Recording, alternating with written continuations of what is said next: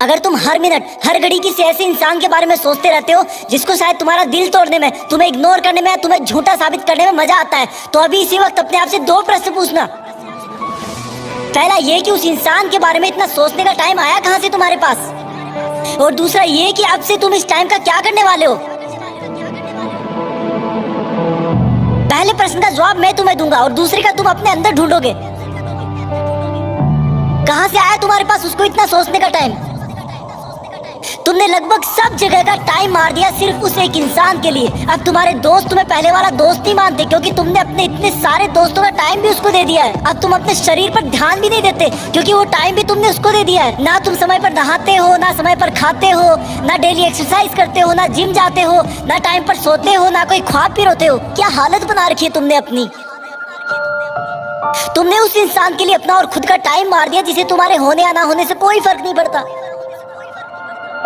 तुम्हारी माँ कितना सोचती है तुम्हारे बारे में कि अब ये गुमसुम क्यों है जब किसकी कोई अभी एग्जाम भी नहीं है। सोच सोच के थक गई है वो, क्योंकि तुमने अपनी माँ से बात करना बंद कर दिया है। माँ से बात करने का टाइम भी मार दिया तुमने बहुत सपने देखे थे कि लाइफ में ये करूंगा वो करूंगा, लेकिन तुमने वो सपने भी मार दिए क्योंकि जिस टाइम में तुम सपने देखा करते थे वो टाइम भी तुमने उसको दे दिया। तुम पहले कॉमेडी मूवी देखना पसंद करते थे लेकिन अब सिर्फ सैड सॉन्ग सुनकर रोते रहते हो। तुमने अपने मूड को खुश करने वाली कॉमेडी मूवीज को देखने का टाइम भी उसको दे दिया।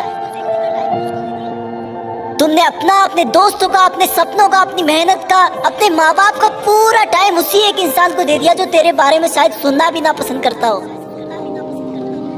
क्यों रखा तुमने अपने आप को इतना फ्री। क्यों नहीं दिखी तुझे अपने आप में खुशी। अरे इस समुद्र में बहुत सारे पत्थर है, तुम सिर्फ एक के लिए क्यों रुक गए। तेरा सपना तो नाम कमाना था ना, तेरा सपना तो लग्जरी लाइफ जीने का था ना। क्या तू उस एक इंसान के लिए अपने माँ बाप की आंखों की चमक को बुझा सकता है जिन्होंने अब तक कितना सब्र बांध के रखा कि तू उनका नाम रोशन करेगा, उनको दुनिया घुमाएगा। क्या तू उस एक इंसान के लिए तेरी लाइफ में आने वाले लाइफ पार्टनर को हमेशा के लिए धोखे के अंधेरे में रख सकता है। स्टॉप इट यार, मत कर ऐसा। तू इन सब के लिए नहीं बना है। तेरे दिल और दिमाग में सिर्फ तेरा सपना और मंजिल है। उस पर ये लड़का लड़की के गुटरगू वाला चश्मा मत लगा। तेरा नसीब अच्छा है कि वो तेरी लाइफ में नहीं है, क्योंकि ऊपर वाला तुझे उससे भी बहुत बड़ा और अच्छा देने की सोच के रखा है। और फिर एक दिन जब तू जिंदगी की आखिरी स्टेज से बेस्ट इन लाइफ का अवार्ड लेकर नीचे उतरेगा ना, तब भीड़ में से सबसे पहले जो लोग तेरा वेलकम करने के लिए आगे आएंगे वो तेरे माँ बाप होंगे, फिर तेरे दोस्त होंगे, तेरे भाई बहन होंगे, तेरे परिवार होगा। थोड़ी दूर और भीड़ में चलेगा तो तू पाएगा कि वहां पर तेरे साथ काम करने वाले इंसान होंगे। वो गरीब बच्चे होंगे जो तेरे किताबों और कॉपियां देने की वजह से आज सफल हो गए। और आगे चलेगा तो तुझे कुछ ऐसे लोग मिलेंगे जिन्होंने तेरी सफर में बहुत मदद करी होगी। तू उन सबके सामने झुककर उनका शुक्रिया करना।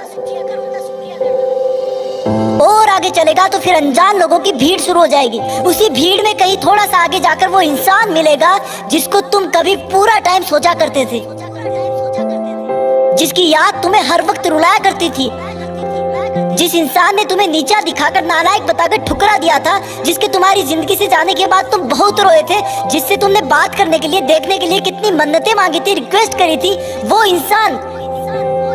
इंसान तुम्हें सॉरी बोलना चाहेगा लेकिन नजरें नहीं उठा पाएगा।